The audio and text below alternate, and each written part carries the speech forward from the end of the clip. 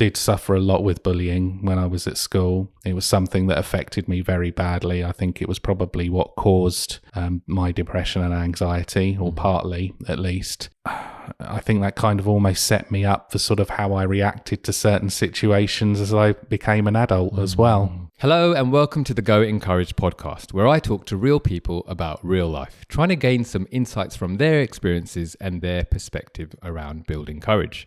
In this episode, I'm talking to Dan Robinson, who is a vlogger, a content creator, and a house husband. And his channel is called The English Catholic. So I'm really excited to see what he brings to the conversation.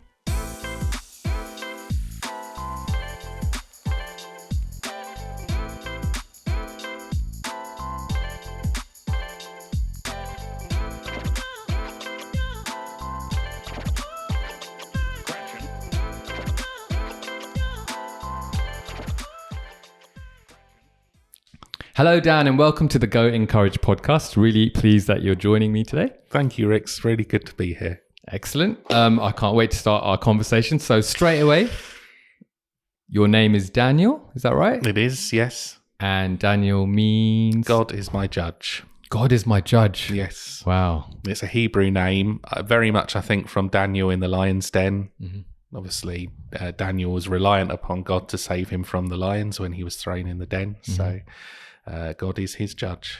God is my judge. Interesting. Yeah. Do you feel like you've been in the lion's den? Yes. I'm sure we'll get into that. We'll get into that. I think that'll be good to get into. Okay, so just thinking about you growing up, what was that like? Can you tell us a little bit about where you grew up and what the dynamic was there? So I was born in Perivale in West London, and it's just my mum and my dad and myself, no siblings or anything. Mum and dad were from the same area from London. I think my dad was from Barnet and mum was from Southall. Mm-hmm. And we moved to Ashford fairly quickly in Middlesex, which is just outside of London, right, and now called Surrey. And I've been pretty much around that area for the last 40 years. Okay. So, that's a good relationship with mum and dad growing up. All right. And then, if you put yourself back into that time when you were young, growing up, did you have an aspiration or an ambition to be something? Well, my dad was always really good in taking me out and just sort of encouraging me to experience so many different things within the world, within the natural world, within the created world. So one of my earliest memories I have is him taking me to a train station and seeing the Intercity 125 sort of speed through. I remember that. And I always wanted to be a train driver. Oh, okay. So that was one of the things I wanted to do. And then as I got older, we got more into walks and outside. Mm-hmm. We would go to castles and old Roman forts and historical places, and I wanted to be an archaeologist. So yeah, it was very. Did you have like an Indiana Jones cap and? Yeah, Temple of the Holy Grail or whatever it's called. Temple of Doom, wasn't it? Temple of Doom, and the Holy Grail was a separate one, wasn't it? What was there? I was a big fan growing up, so it was. Raiders of the Lost Ark. That was the first one. That's it. And then it was Temple of Doom. And then I think with Temple of Doom, right, the bad guy was this really incredible Bollywood actor. And so he put like Indians on the map a little bit, although they were the evil part. But he put him on the map in terms of Hollywood. And then the last one was The Last Crusade, and that's where the Holy Grail comes into. That's right. Like that. Yes, yeah. I can't pretend to know too much about them. It's not a massive, it's not a massive sort of film franchise I'm familiar with. But and that's, I think, one of the really good memories I have of my childhood is being encouraged to experience so much of our natural and created world. So I was always very interested in history, very interested in theology, more sort of from a backseat point of view rather than being involved in religion or faith, but just interested in how it impacted our UK as it sort of moved from Romans to Saxons to Normans, etc. So really enjoyed that. Yeah, history, geography I liked as well. I couldn't get on with geography. No. What was it that sort of... I don't know. I just, I think with history, there was a sense of story. There was a sense of purpose and meaning. With geography, it was like, hey, rocks, great. And the weather does this. Wow. You know, which is really like, hey, that's just me, right? I know there's way more to it than that. But I think the curriculum that was the way I perceived it when I was in high school. Yeah. And Sundays were always sort of Antiques Roadshow and Time Team, right? You know, BBC and Channel 4, etc. So, no, it was a really enjoyable sort of period of time at home. Okay, that's cool. And then so Archaeologist and what was the other one? Sorry? Train Driver. And then so fast forwarding to now, or even, you know, in the last decade or so, did those things come to pass? No, not in any stretch of the imagination. Okay. No. So what did you do growing up then? Well, in your adult years, I should say. Yeah, academically, I think after I'd sort of got into school and gone through high school, secondary school, I didn't really have that much of a idea as to what I was going to do, what I wanted to focus on. So invariably, I ended up finishing GCSEs with moderate grades and then not going on to college or university and just wanting to go straight out into work, but not really sure as to what I wanted to do. Right. So in the end, I think I stumbled into customer service and administration. Okay. And that then led to IT, which was where I have spent the majority of my career. So, yeah, I really enjoyed IT. But then I enjoyed helping people as well. And that's where the customer service side of things came from. Yeah. So that led to IT support. Yes. So I used to work for a company called Royal Caribbean Cruise Lines. And IT support there was very much supporting either the offices in the UK or flying out to support the offices in Europe. And occasionally also going on board the ships and supporting the press for ship launches there as well. Amazing. So can you tell us a little bit about that experience, being on the cruise liners and things like that? Yeah, interesting because I suffer from travel sickness, so perhaps not the best place to be when you're trying to help someone and not being really able to help yourself, to be honest. Just lying sort of in a bed somewhere, just wishing it would all end. Oh, mate. Can you come and help this press officer? No, I can't. That's brilliant.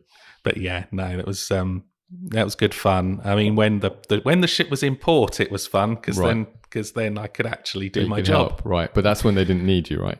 Exactly. Yeah. Okay. All right. Yeah, we're going to put this ship through some manoeuvres now, where we're going to turn it in 180 degrees as quickly as possible to show what it can do. Yeah, doesn't sound appealing to me at all. But in terms of like customer service, right?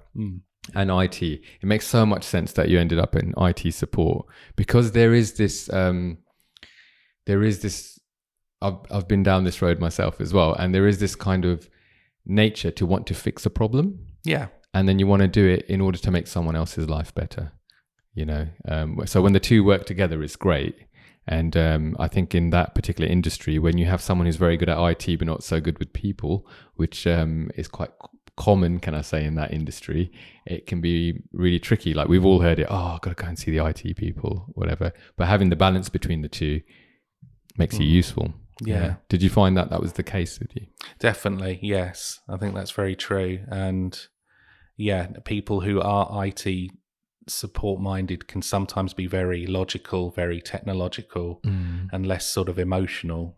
And I found sort of growing up that was definitely more, I think, where my sort of strengths lay, was more on emotional side of things. I felt that I was able to empathize and sympathize with people, develop a relationship, a rapport with them. Yeah. And then ultimately that, I think, led to a good working relationship with people and being able to find out exactly what their need was in order to be able to sort of fulfill it. And obviously in IT support, that's very much on a basis that my computer's not working. How can I get it to be working? Yeah. But I think it has affected other areas of my life as well, where I have needed to build relationships with people, having that want to have a rapport with someone and being emotionally able to do that has been very helpful. Yeah, excellent.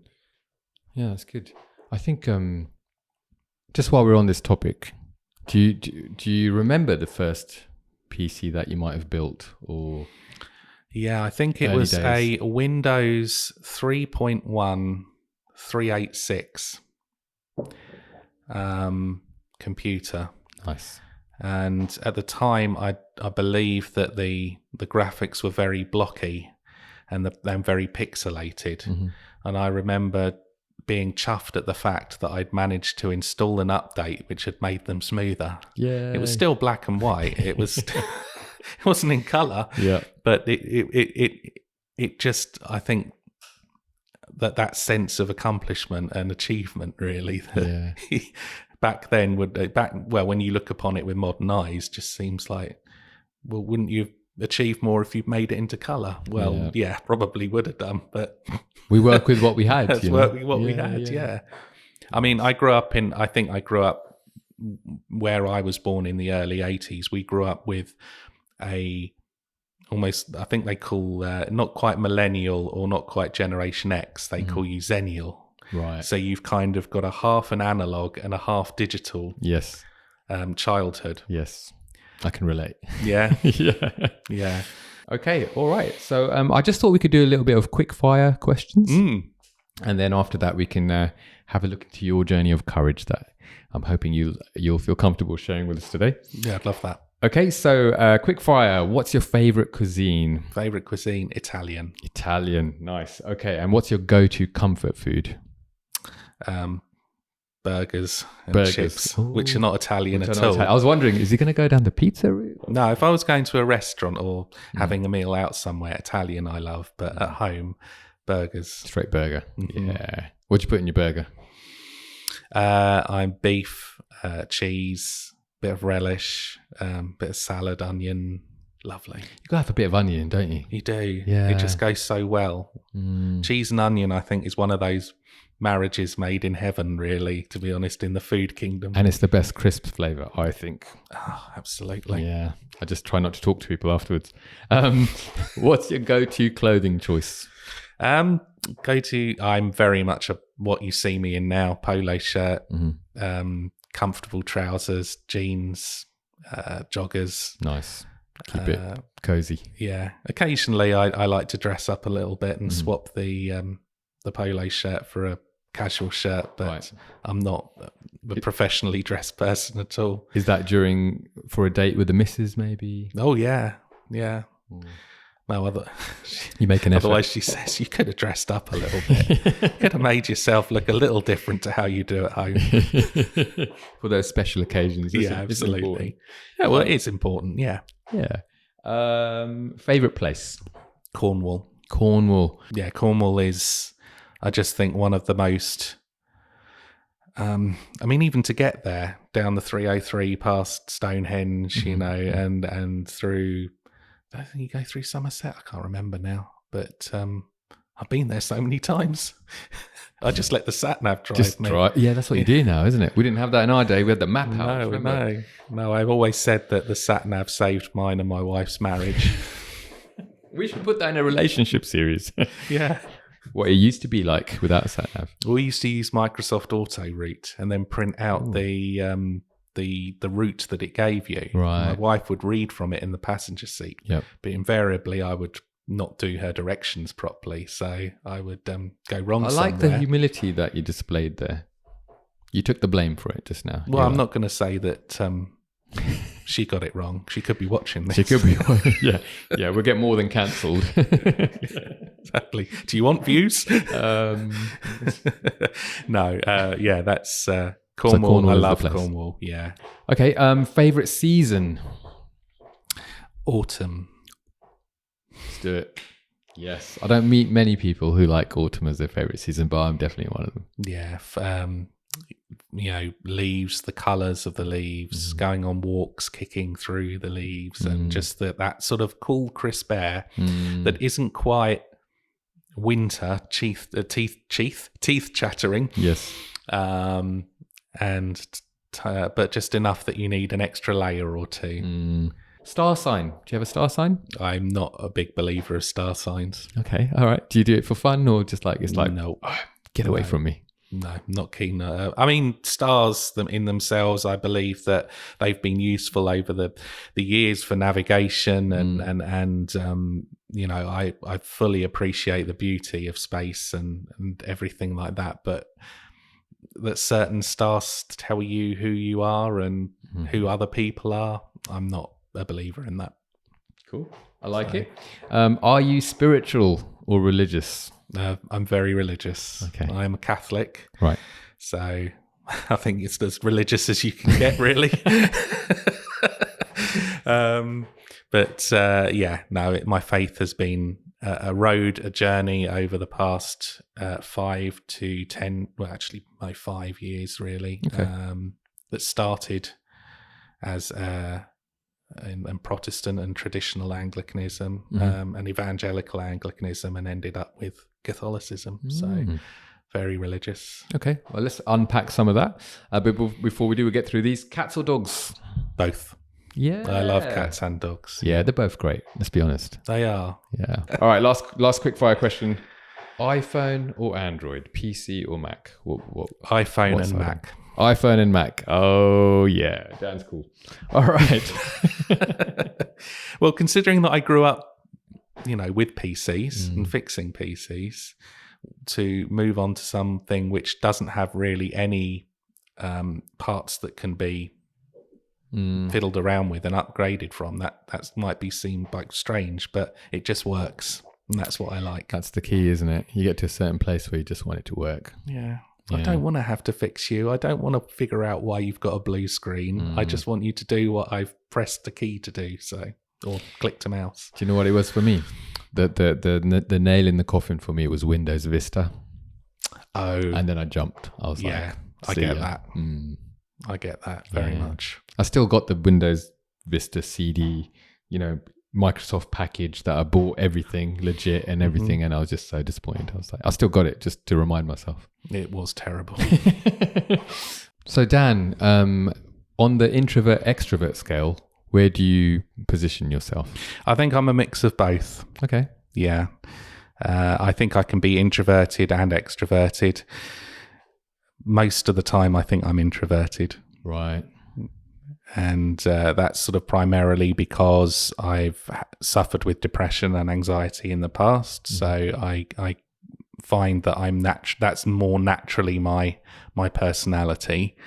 That's not to say that I'm not without moments where I can be sort of quite outgoing and just sort of, I don't know what the word is, particularly with my children, just act silly and just do silly things, with your kids, you know, probably yourself, that with children, you do silly voices or faces or things like that. So in moments like that, I can be quite outgoing.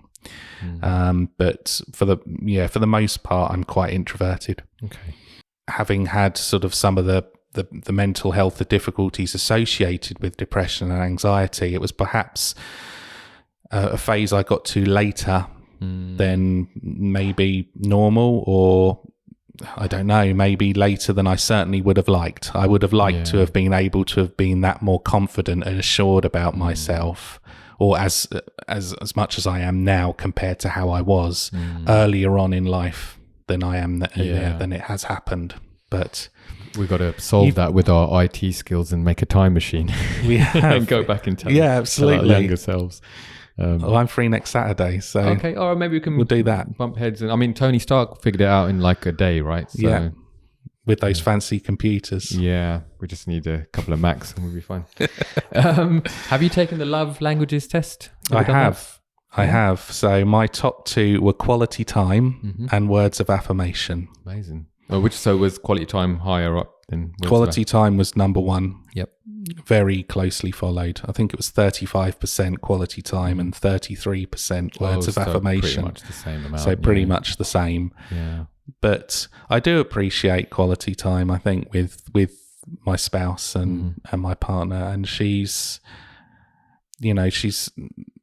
works full time, and it is sort of about a balance, really, of finding that sort of moments where you can spend time with or without the children in a way which is productive and loving and caring and all of those things. So I kind of agree definitely with the results that came out from that.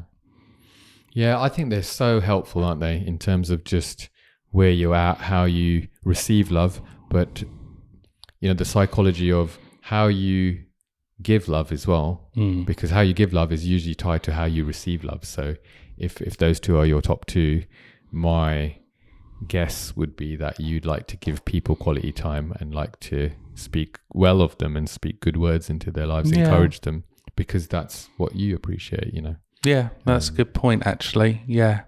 I had thought it was more sort of based upon, what I received rather than what I gave out. But I suppose, now that you say it, I can agree with that. Yeah. Yeah, that's interesting.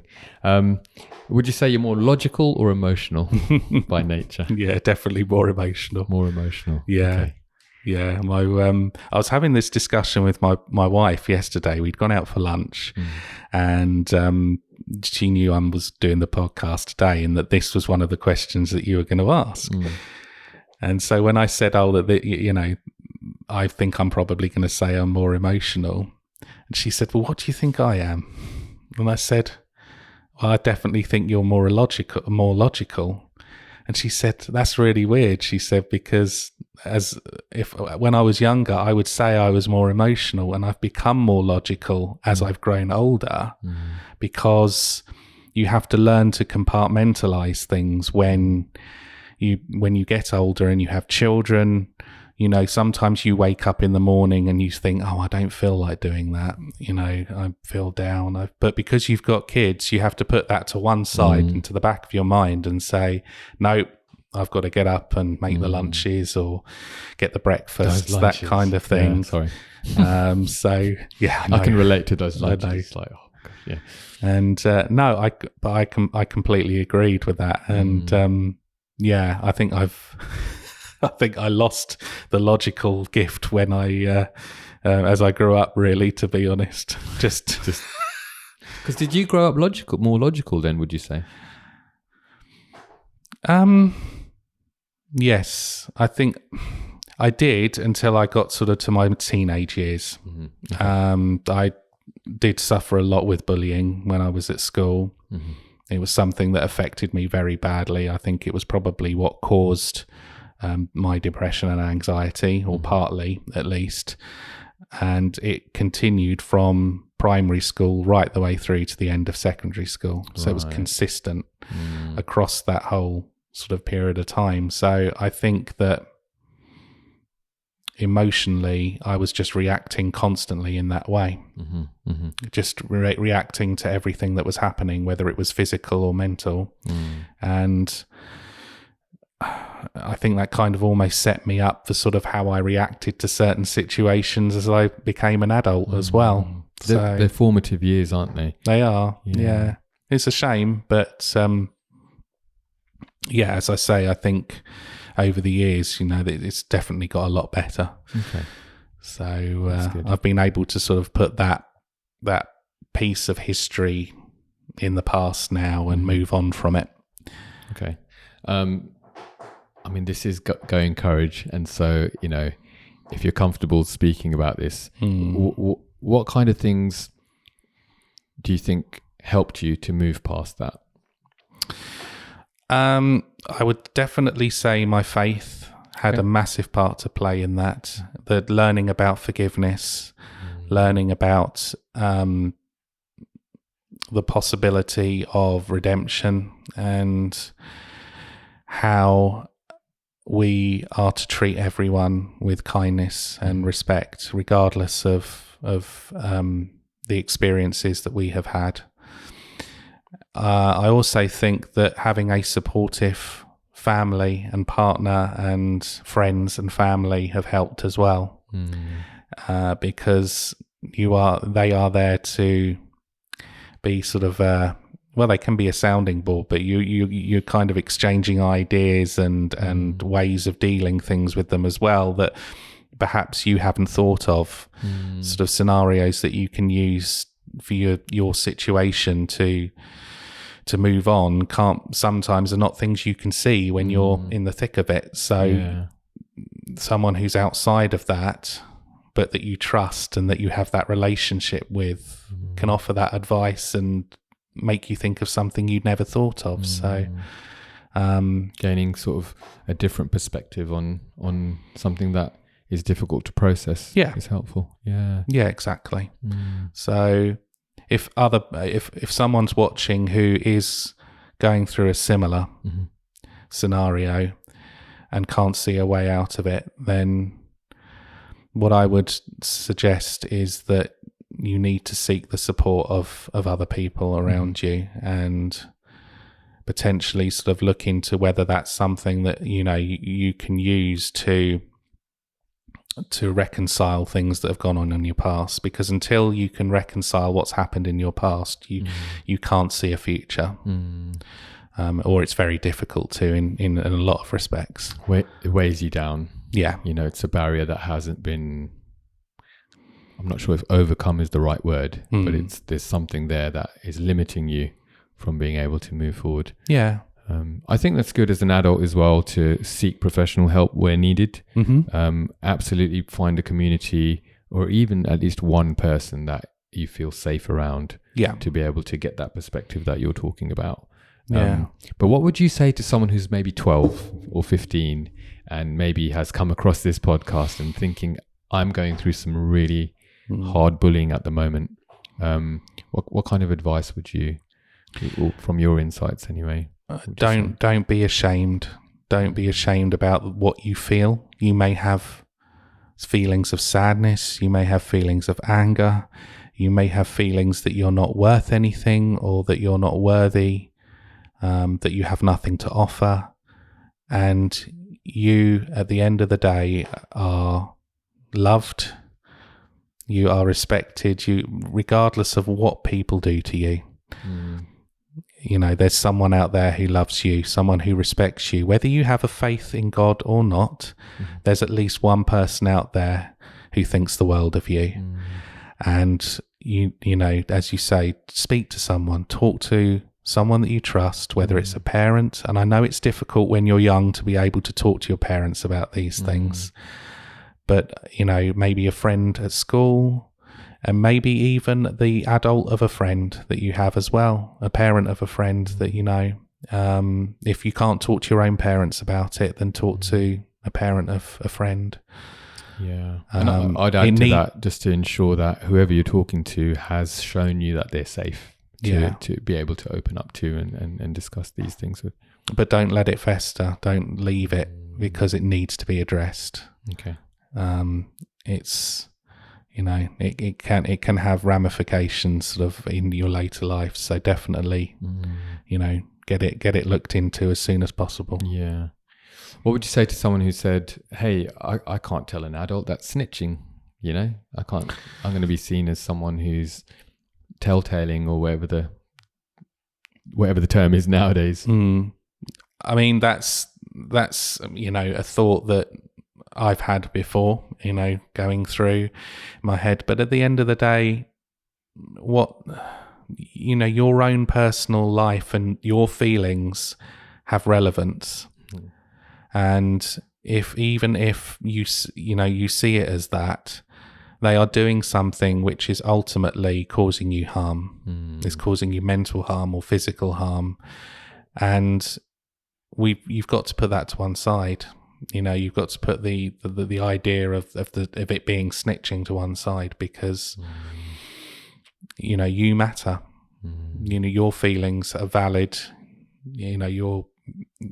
You just need to sort of move on in that sort of regard, with making sure that those feelings are respected by other people. And so speaking to an adult, or, as I say, to someone else that you trust, is definitely the way forward to go. I don't think you need to view it as snitching at all. Yeah. It's difficult, I know, because I'm quite well removed from it now, being the age that I am. Sure. And obviously the childhood that we grew up with is different. Yeah. to what children are, dealing with now, because I think social media has added a pressure to bullying, which wasn't there when, we were growing up. And even just text messaging or, WhatsApp and things like that is an easier access into someone's life than before. Before you'd have to go to a person's face and do these things, whereas now it's all kind of hidden away, isn't it? Yeah. Which is something that we didn't have to really struggle with too much when we were that age. Yeah, that's true. Yeah. I mean, I think that bullies always had people around them, so there'd always be someone at least who was validating what they were doing, regardless of whether they agreed with it or not. But now it is more secretive. It's more behind closed doors, which is, harder to deal with sometimes. And I would just add to, I think there's some really good things that you've said there in terms of if anyone is listening and struggling at that age. I would also just remind people, if you're worried about snitching or being seen as a snitch, remember that evil power works in darkness. And so the more you keep things covered up, the easier it is you're making it for these people to continue doing what they're doing. Whereas if you bring things into the light and you bring things out into the open, it's harder for them to continue doing what they're doing. I'm not saying it's impossible, but I'm saying it's harder. And if you keep consistent with it, as much as it hurts and it is difficult, the truth will prevail over time. So if you're listening and you are struggling, go and see your safeguarding lead at school, go and see a teacher that you trust, speak to a parent or an adult, like Dan's saying today. I know East to West have a service in the local area here. The CEO, Ian Smith, was on this podcast a little while back.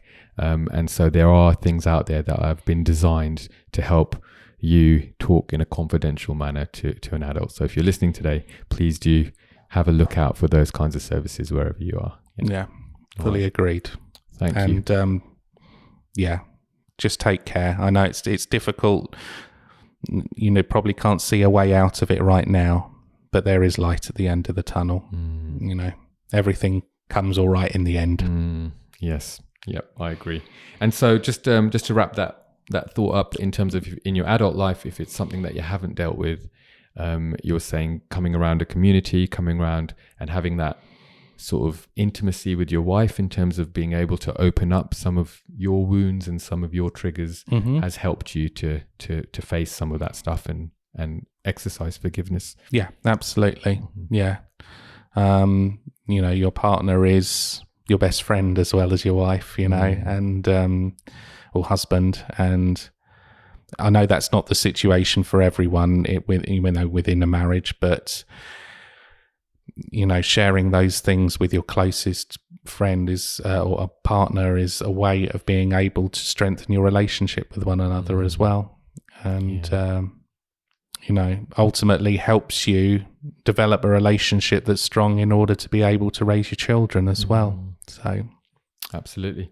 I know you've been listening to the relationship series here at Go Encourage. I think we had a little conversation about it. Did you find it helpful? Yeah, very much so. Yeah, that was with the lady from the US. Natalie. Yes, that's right. Yeah, that you did the video call with. That's right. Yeah. We did it remotely. I couldn't quite fly over to Malibu, unfortunately. That would have been really cool. Really? But, that's a shame. Maybe next time. Yeah.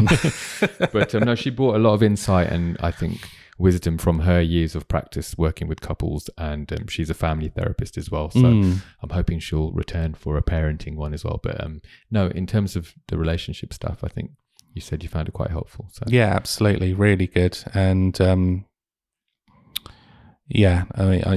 there are difficulties that you can have with your other half and with your partner as well, and making sure that you have access to resources which help encourage and strengthen your relationship is pivotal, because we have so many things that are taking our time away from each other now that it can be difficult to sometimes nurture and strengthen that relationship. So that she had a lot of good ideas within that podcast to mull over.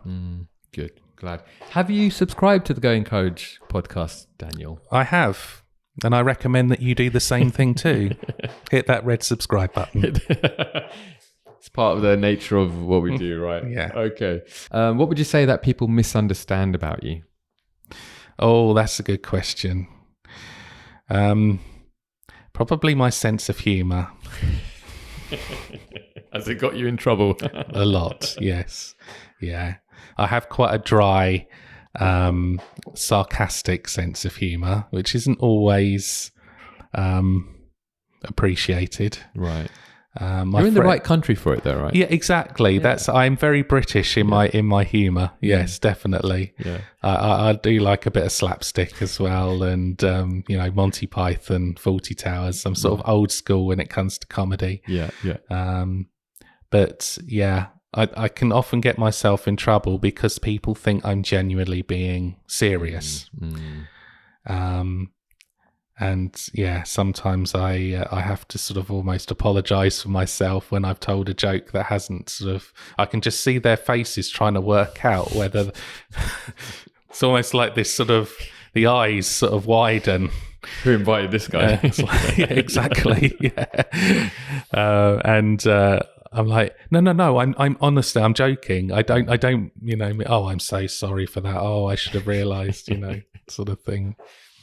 Okay, so your humor. But maybe I over-apologise too. I don't know.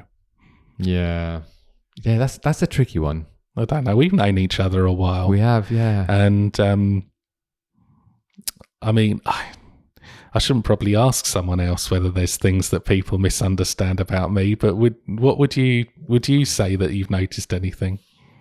That's a good question. I think that I think you're very caring. And I think you pay attention to whether someone's hurting. And I think given what we've talked about today, you can see why that is. Because, you've been through some stuff and you know what it's like to receive that. Yeah. So I think maybe that's what drives you to be overly apologetic, because you don't want to maybe associate yourself as being in any way remotely in a category of where bullies might have been for you back then. But I know that in our conversations, we often over-apologize to each other. No, I'm sorry. No, I'm sorry. Oh, I've got to cancel that. No, I'm sorry. And then it gets a bit like, okay. Yeah. No, I know. I get exactly what you mean. Yeah.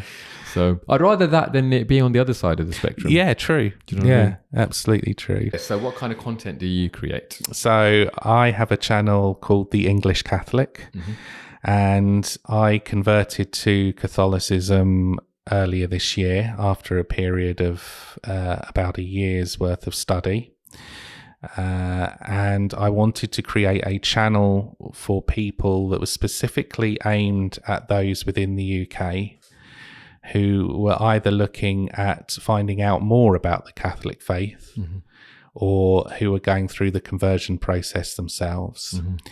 And the reason I wanted to do that was there wasn't much within the UK on YouTube or on social media that actually focused on English people converting.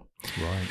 Because Catholicism isn't the major religion in the UK. Well, in fact, secularism is more popular in the UK than any religion now. But, Church of England is the predominant Christian religion.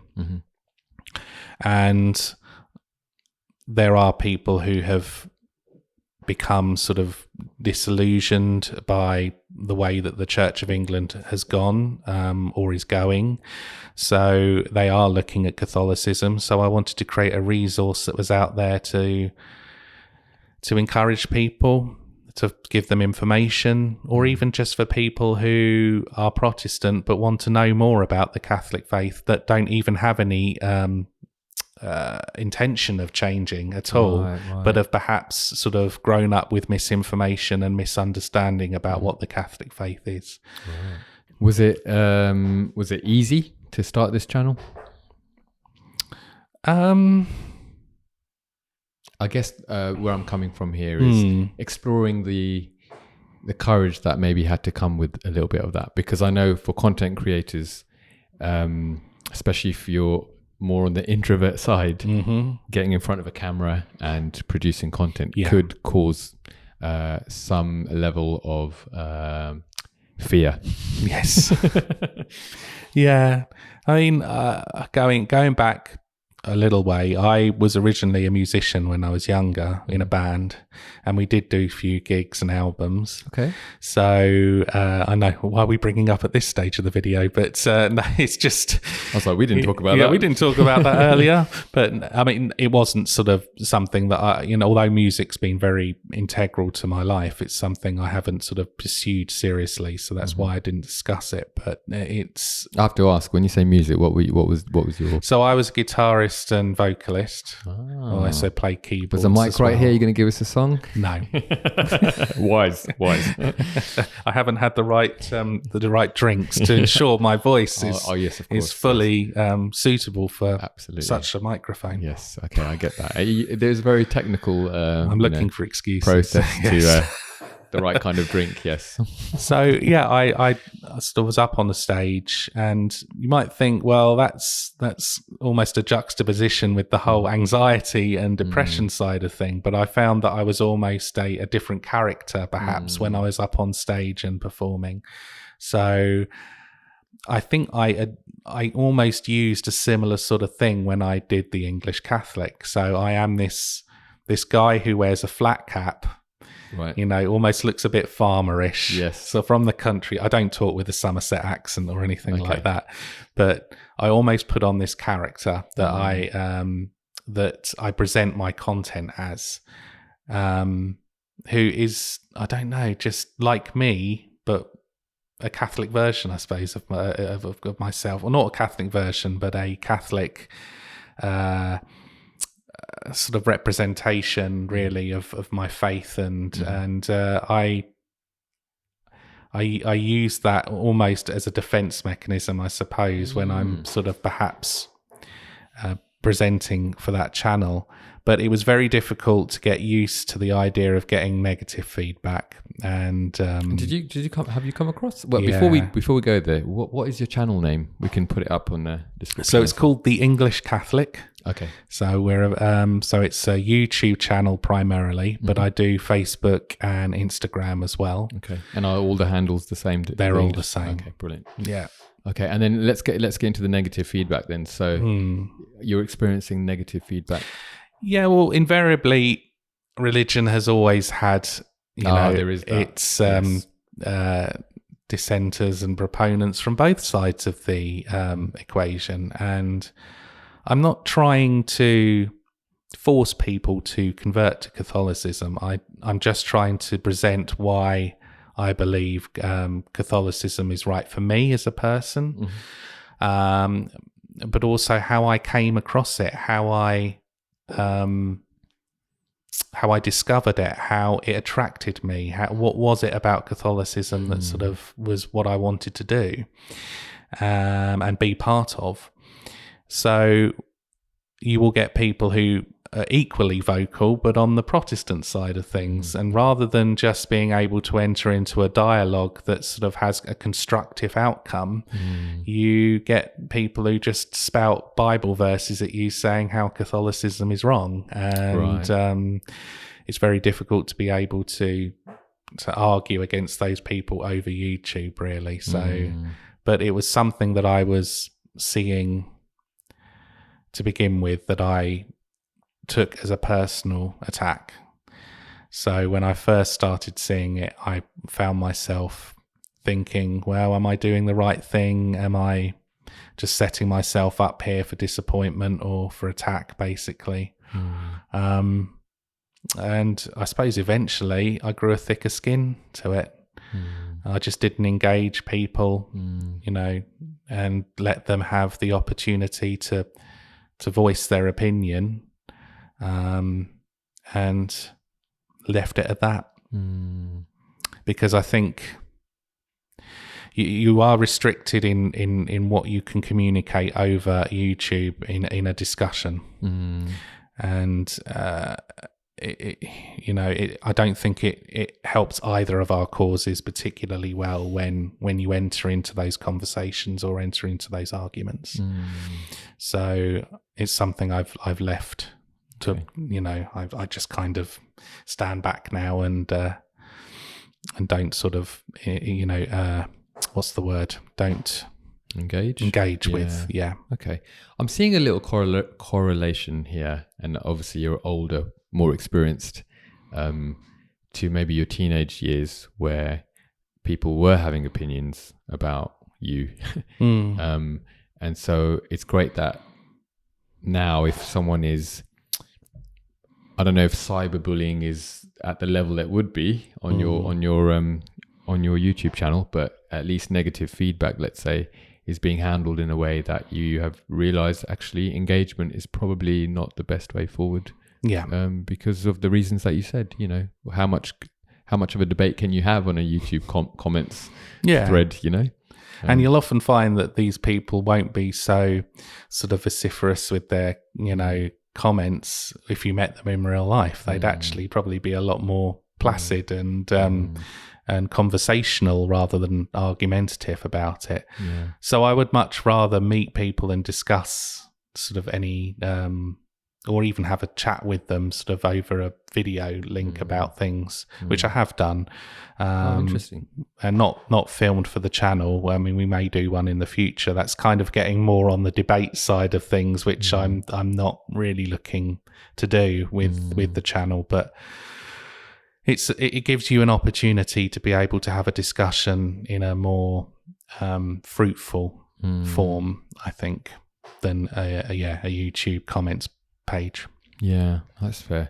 I think it's important for all of us to be able to talk about our experiences and what we have maybe learnt from those experiences, but also what we can learn from other people's perspectives about our experiences. A bit like what you were saying earlier on in terms of your spouse being able to give you a different perspective on things.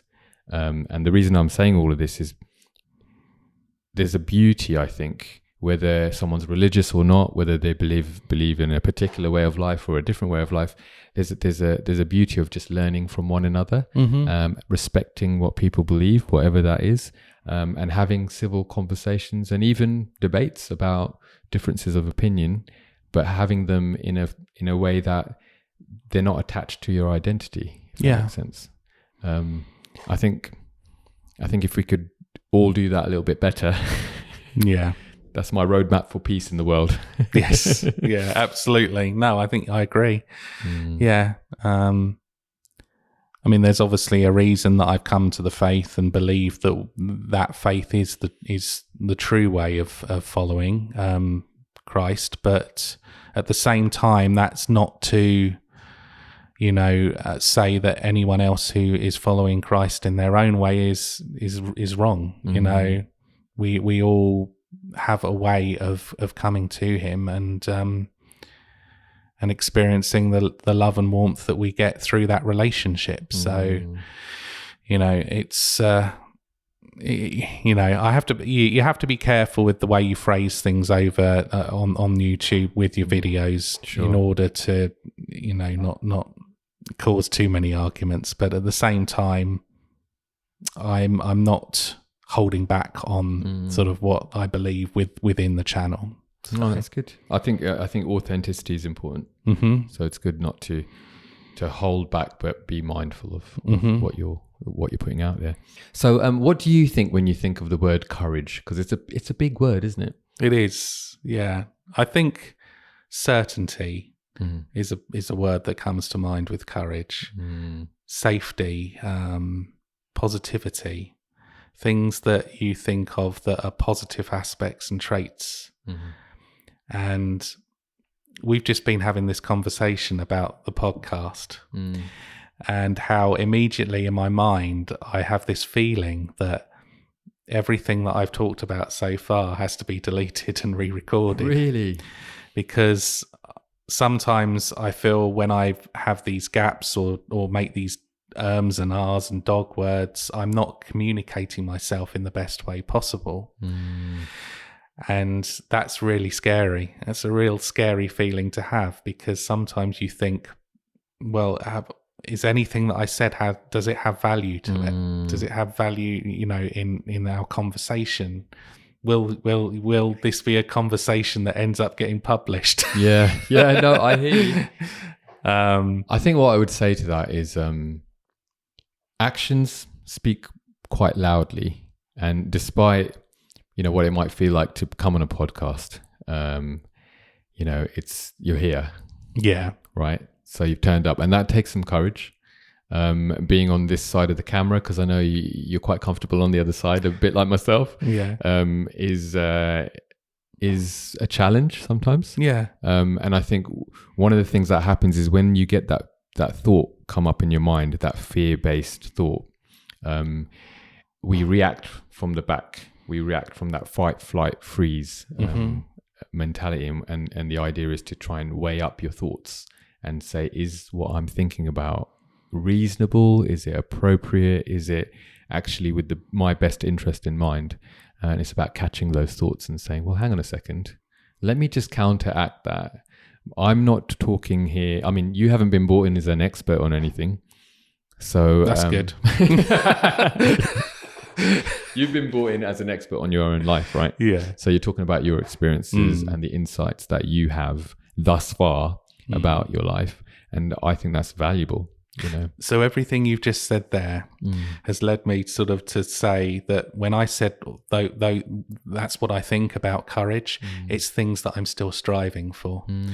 It's, yes, I do believe courage means certainty and safety and positivity. Yet I've realized that just throughout that conversation there, that is something I am still striving towards.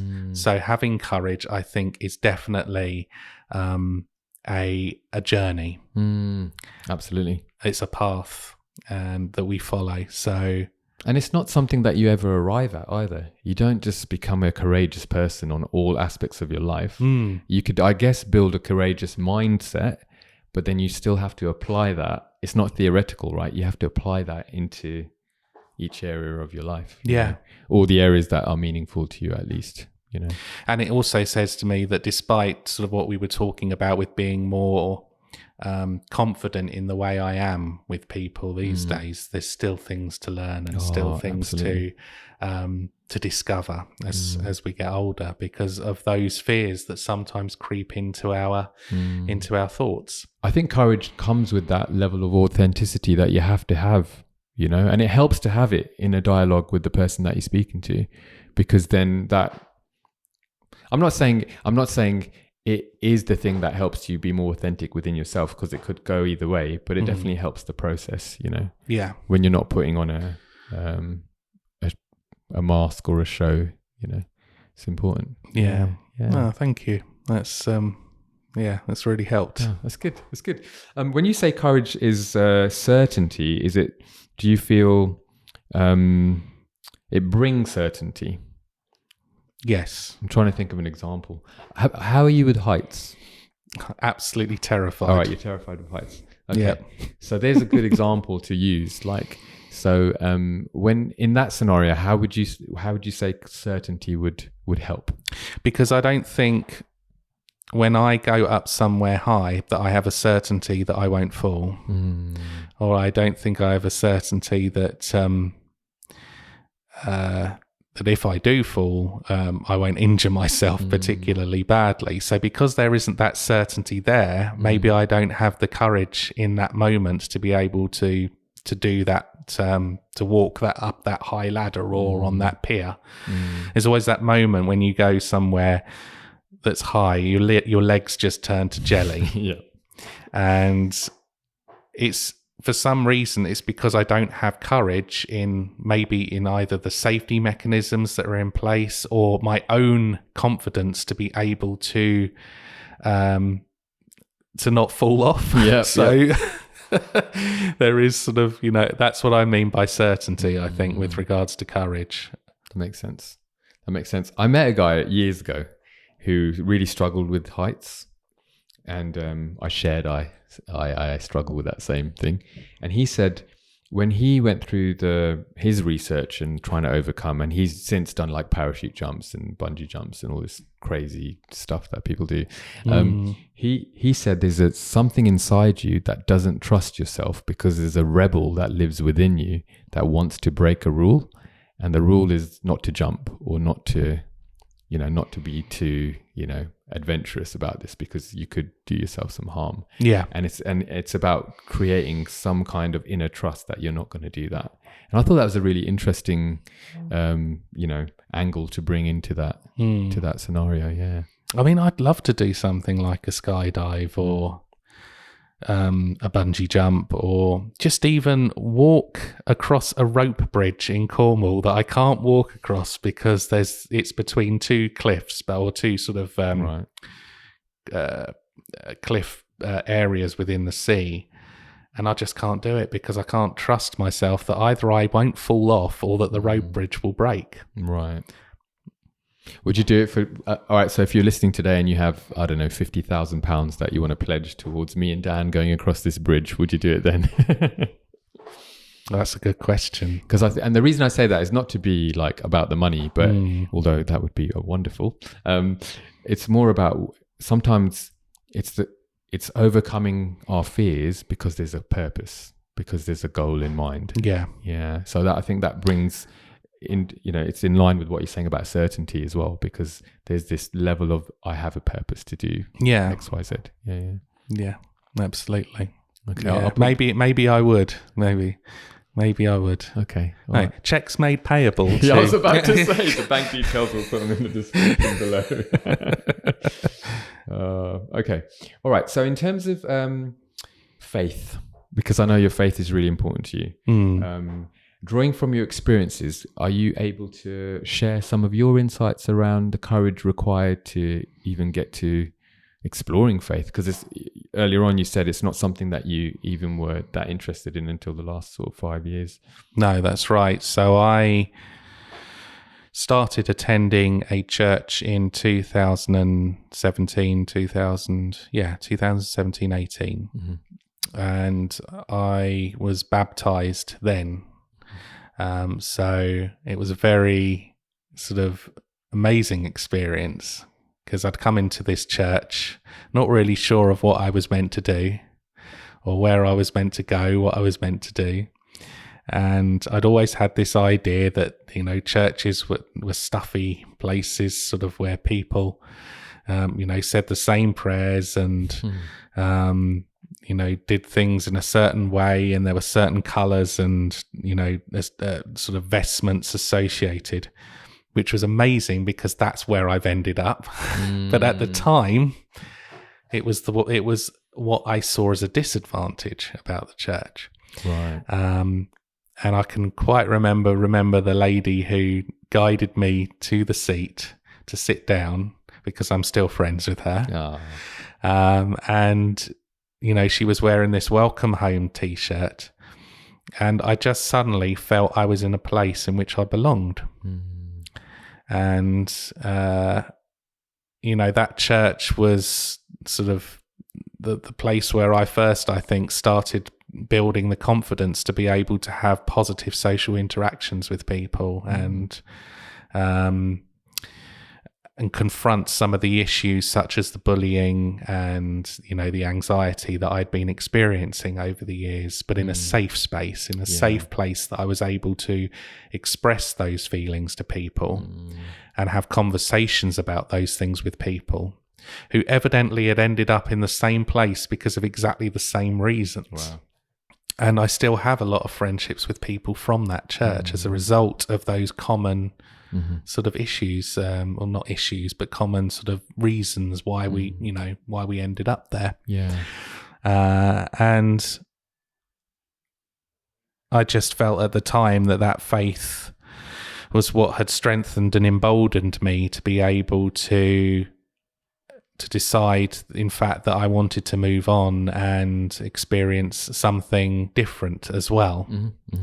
And that's when I then moved on to sort of a more traditional Anglican Church of England church as well. So, but once I'd gone into that church, I realised I did actually really appreciate the traditional aspects of the faith as well. So there was a certain sort of courage to try new things and courage to strive for what I felt was the closest way of expressing that faith that meant something to me. and ultimately would mean more to God as well by doing it. So, because you went on quite a, it wasn't a straight road, was it? No, no, it wasn't. No, I once I was at that church, I then had a breakdown in a family relationship, which really discouraged my confidence and ability to be able to actually have a relationship with anyone or anything at that time, which left me leaving the church, and then I became interested in paganism. So it's very much a paganism is very much a sort of, it's about you and your sort of own sort of relationship within the sort of the elements. And because I was feeling that I was sort of almost hearkening back to sort of that sort of what's the word, natural sort of law, so to speak, sort of being involved with nature and being sort of involved in spirituality, right? That I felt more as a child. I suppose I returned to that as a comfort mechanism. Makes sense. Yeah. And yeah, so I was there. I did that for a little while, and then that eventually led to Celtic Christianity, which led back to the church again. Right. So, but this time I made the decision to go to the Catholic Church. So it has been a very weird journey. I am a bit of an anomaly in a way because, you know, I wasn't baptized as a baby. I was baptized as an adult. I made that decision to be baptized as an adult, but then I switched, I crossed the Tiber, as they call it, from Anglicanism to Catholicism, and got confirmed in the Catholic Church. So when I was having my discussions with the priest about getting confirmed, there was certain sort of different things that I was being taught, and, you know, that he taught me because I'd done a lot of it already within the Anglican Church. So yeah, makes sense. Okay. And then, so for me, respecting everyone's faith journey and wherever they end up or whatever they've been through, and found for themselves some connection to what you would say is God, I would say is God, but other people might label that in a different way. And there's so many complex layers to that in itself. Absolutely. But for the sake of this podcast, for myself, it's like really honing in on the courage that you needed to build to be able to do those things. So was there any pushback from your community, from your family, from people around you? I think people were just very confused about sort of why I'd made the decision to go to a Catholic church and to sort of switch to Catholicism, which also came from sort of my wife as well. I think that she was a bit worried about me sort of going to the Catholic Church because they are sort of more staunch on certain issues with regards to sort of, you know, compared to sort of the societal changes we have now. So I think she was worried almost that I was being indoctrinated and joining a cult. Right, yes. But I think I reassured her in as much of a way as I could by sort of including her as much as she wanted to be included. You know, there is this stigma attached to Catholics stick with Catholics and Protestants stick with Protestants and Muslims sticks with Muslims and all that kind of stuff. Whereas I think, you know, we're all human, right? We all have experiences. We all are created in some way, shape or form. And I think the more that we work towards a collaborative society, at least, in order to be able to respect each other's views and opinions, despite maybe completely disagreeing with each other, is an important thing. Yeah, absolutely. And I think there's a lot of courage in that. Yeah. You know, to see people of all walks of life have to swallow their own kind of, let's say, views in order to show love to another human being is a beautiful thing. You know. Yeah. And our faith should be about ultimately our outgoing love towards one another, not whether we're right or wrong. I think so, because I think it's easy. I mean, if we base our faith on fear, we then project that onto people. Whereas if you do the inner work and say, well, this is what my values are, this is what I believe, but that doesn't stop me extending a hand of love to someone I disagree with. It takes courage. It takes a leap of faith. Yeah. Because you might not be responded to in a way that is going to be very warm, but it's part of the process of walking in faith and love and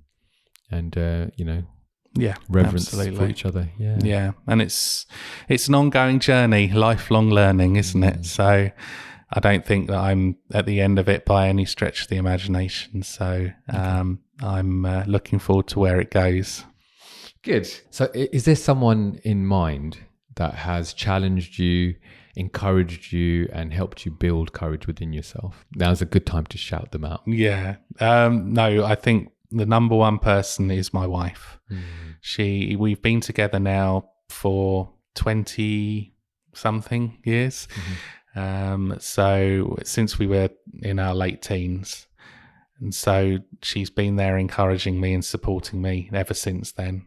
She's someone who's seen me at the best of myself and someone who's seen me at the worst of myself. And she's been someone who's I can rely on, really, and just be able to call my best friend as well. I know this sounds sappy. No, I love it, man. But, I'm loving it. But yeah, no, she's and also my best friend Chris as well. Well, one of my best friends, Chris, he's been a friend since secondary school. He's been a great sounding board for when I have weird and wacky ideas. He'll basically say to me, "No, Dan, don't do that because we always need one of those. you sound silly." But no, he's a great mate, a good mate to go down the pub with for a pint and just be grumpy old men together. Yeah. So he's a really nice guy. So yeah, him and my wife, two people, it's good. It's influential in my life. Like it. If you were in my shoes, what would you ask yourself? What would I ask myself? I would ask myself, that's a good question. If you know what you know now, what would you have done differently? That's a great question. That's a really good question. Hey, Dan, while we're here and on the subject, if you know what you know now, what would you have done differently? I would say absolutely nothing. Oh. Because I think we are a product of our experiences and emotions, and I am the person I am today because of those things. And I think that although things always haven't gone positively in our lives, or we have many positive experiences, and it's very difficult sometimes to see those things when you're within them at the time, and things are going on that are very difficult. But when you look back, I think you can really sort of get a good idea of moments in your life that have defined who you are as a person and defined what you were to become. So there's almost a certain nostalgia, but I don't have regrets. I don't have regrets looking back. What a powerful thing to have, yeah, in terms of perspective. Really good. Yeah. Do you like sci-fi movies? Other than sort of the Marvel bits and pieces, time travel, that kind of thing. Yeah, I Doctor Who, right? I enjoy, but that's more of a TV series. But yeah, I'm not a massive. Other than the Marvel films, I'm not a massive movie person. I tend to watch more TV shows, and I watch a lot of YouTube. But obviously, that's primarily where my sort of my creation comes. Back to the Future, was that a thing? A long time ago. I bring it up because I think it's really powerful what you said there in terms of like you wouldn't change a thing, right? Because we are a product of our past, and I think some of these time travel stories, movies, etc., they come to that conclusion. They try and go back to wherever to fix the problem and all the rest of it, but actually what happens is it costs something else, and so there's that way up of do you go with the flow of life, or do you try and go back and make other things happen, and then at what cost, you know? Yeah. That's a good point. If we did have a time machine, I don't know if I'd ever want to go back at all and change anything. Even the bits we were talking about at school, because I think I would be a different person to who I am now, and I'm happy with the person who I am now. So that's a beautiful thing, and that I think that's one of the goals of life is to be able to be happy and at peace with who you are. You know, it's a great strength and power comes from that. Yeah. So Dan, if you could sum up everything that we've talked about today, what would be your heart's desire for them to walk away with? I think that it would be everything is all right in the end. And that regardless of the situation you're going through, even if you can't see the wood for the trees, that everything is going to be okay. And from my own personal experience, you know, I've been through some real sort of difficulties in my life, but you know, at the end of the day, I'm really sort of happy with how that's, you know, how my life has gone actually. And that I'm in a lot better position than some people are, and you know, so it will all be all right in the end. Like it. I'd like to add a couple of things to that as well, actually. Just that, you know, the whole idea of being happy in your own skin, you know, not living in a place where you're living from regret, because actually the experiences that we go through are part of who we become. Of course, there's choice involved in that in terms of how we respond to the things that happen to us. So that's been really powerful. And I'm actually really pleased. In no way was this planned, but that you opened up about your childhood in terms of what you went through in your school years. And I think, you know, if we align that with what you've just said, that everything is going to be all right. You know, you've got to keep moving forward, and things will work out in the end. Yeah. Dan, it's been such a pleasure to have you here at Going Courage today. I'm so glad you came along, and I really want to just appreciate your honesty in terms of like how hard it is to come on a podcast like this and share, you know, what you think about courage, regardless of whether it feels right or wrong, whatever your answer is. So thank you for that. The English Catholic, I know you're a content creator. We've talked a little bit about that today. And so if people were interested in that, where could they find you? Have you got a website? Are you on social media? Could you give us some indications of where we can find out more about you? Yeah, so it's mainly a video channel. So YouTube is the place to see those videos. I do correspond with people on the Instagram and Facebook channels as well of the English Catholic as well. So by all means, check it out and hope it's fruitful. Okay, excellent. And could people reach out to you if they had questions around their faith and if it aligns with some of the stuff that you've been through as well? Yeah, absolutely. Yeah, I'm more than happy to talk with people about their sort of experiences and listen to what they have to say. So brilliant. So Dan, thank you so much for coming on to the show today. I really appreciate the way that you've opened up your life and shared with us today. If you're listening, there are links in the description. I would actually, Dan, before I go, we are doing a relationship series that I know that you know about, but actually I am looking into developing something that looks at faith and the correlation between courage. So I'd love to have you back when we're exploring that with different people from different faiths, if that's something that you'd be interested in doing. No, I'd love to. Thank you very much. That'd be really cool. All right. So if you're listening from home, I hope that you have taken something away from this conversation. Please feel free to reach out to Dan if it's a topic that is interesting to you. But whatever you're doing, keep moving forward. That's our encouragement for you today, and keep going in courage. I'll see you on the next one. Hey, really hope you enjoyed that episode, and I hope there was something in that you can take away and have some reflective time over. If you haven't already, I know I say it all the time, but if you haven't already, please do subscribe to the channel on YouTube. It really helps us out and helps us build just a platform where we can get more guests to talk about courage. Also, links on the website to all of our social media, including Instagram, TikTok, etc. And the website is www.goencourage.com, where you can also find links to copies of the Courage Journal. I shall see you on the next one. Whatever you're doing, that's right, go in courage.